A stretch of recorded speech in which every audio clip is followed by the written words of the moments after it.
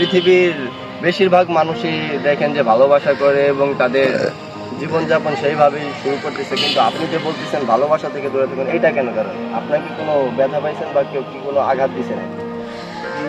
আঘাত মূলত আমি নিজেই, কোনো প্রেমে আর কি আমি ব্যর্থ হইনি। সব প্রেমিকারা আমাকে ঢেলে দিয়েছে অঢেল প্রেমের মধ্যে। আমি সূর্যের সাথে মাতাল হয়েছি এবং ঘুমিয়েছি তাদের সাথে। ঘুম থেকে জেগে উঠে দেখেছি প্রেমের চেয়ে জঘন্য কারাগার আর কি হতে পারে। তো আমাদের পাহাড়ের পাদদেশে ওঠার প্রথম উপায় হলো ব্যাগের অপ্রয়োজনীয় সব জিনিস ছুঁড়ে ফেলে দেওয়া। অথচ এই প্রেমকে আমরা সাথে নিতে গিয়ে আমরা পড়ে থেকেছি পাহাড়ের গ্রিনারি পাদদেশে। মানুষ জয় পরাজয়ের অনন্ত শিকলে বন্দী মানুষ, তাদের জয়ের পুরস্কার হিসেবে পায় তাদের মৃত্যু।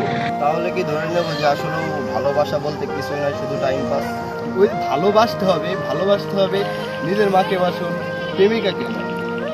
বুঝছেন, আমাদের ইসলামিক অনুযায়ী আপনি বিবেচনা করলে পারে ইসলামিক ভাবে যদি কোনো মেয়েকে আপনার পছন্দ হয়, তখন সেই মেয়েকে যে যায় আপনার বলতে হবে যে আমি আপনাকে পছন্দ করি, আপনাকে আমি বিবাহ করতে চাই।